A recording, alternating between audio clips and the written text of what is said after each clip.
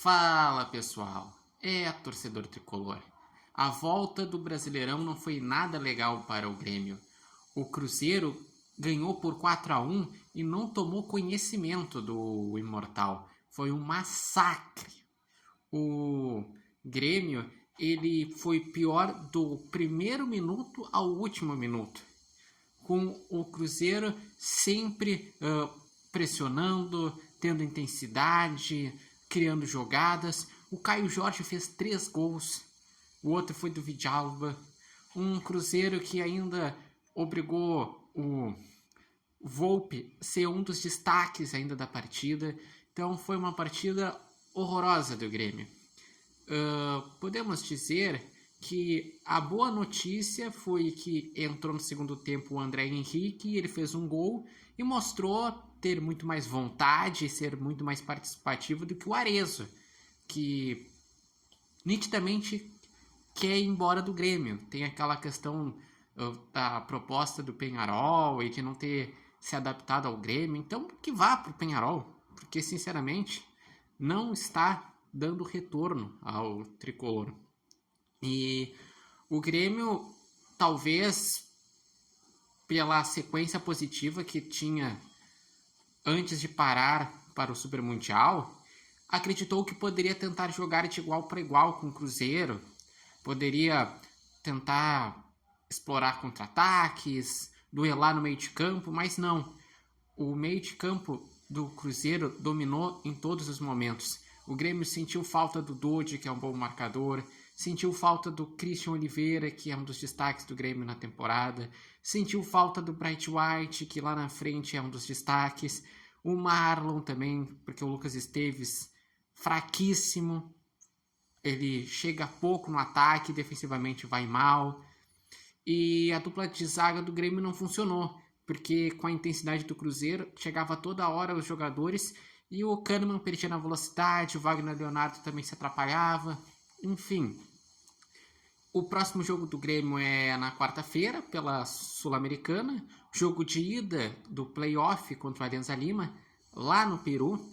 Então, pensando em classificação, o ideal seria sair com um empate ou uma vitória de lá, ou uma derrota de 1 gol de diferença que possa ser reversível no jogo de volta da Arena, mas vamos ver também como que o Grêmio vai encarar esse jogo, porque também tem uma decisão no Brasileirão no próximo final de semana, enfrenta o Vasco fora de casa, que é confronto direto.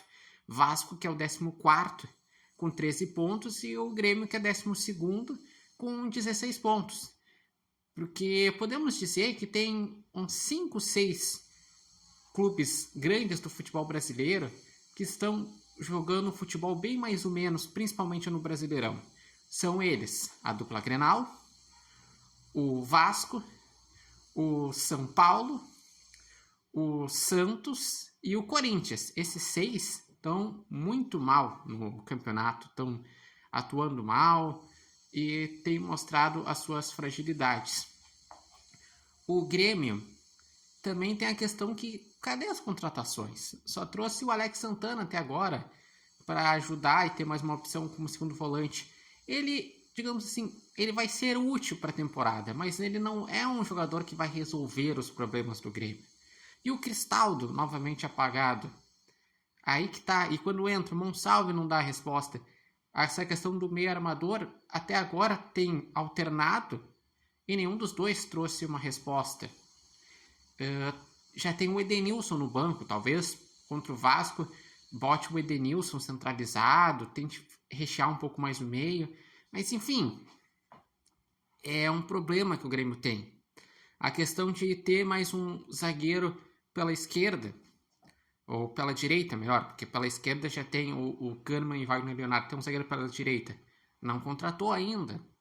Ter um primeiro volante mais firmado, não contratou ainda. Então, é isso. O Grêmio teve uma excelente notícia no final de semana, que foi o Marquespan, Marcelo Marques, indo lá e comprando os direitos de gestão da Arena, que isso daí vai ser muito importante para ajudar em verbas, em o Grêmio ter um controle sobre os preços da Arena, verbas, enfim.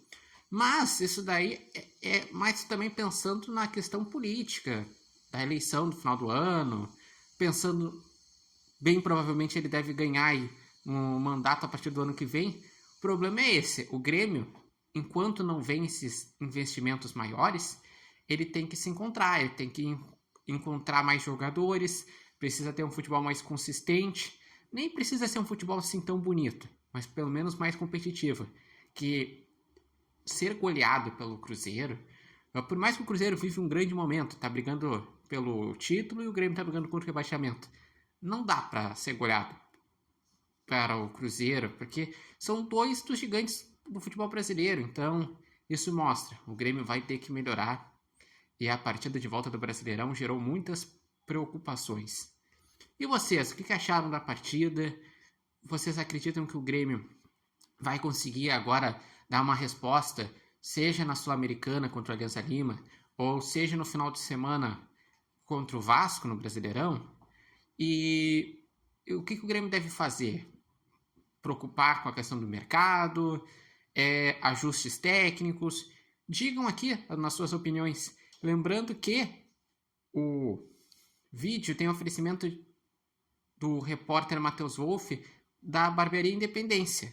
Na Barbearia Independência, que é a patrocinadora aqui do canal desde dezembro de 2022.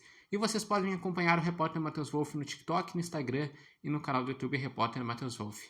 Mas realmente, eu até imaginava que o Grêmio poderia perder porque o Cruzeiro estava no melhor momento. Mas a forma que perdeu foi o preocupante. Perder por 4-1 sendo dominado.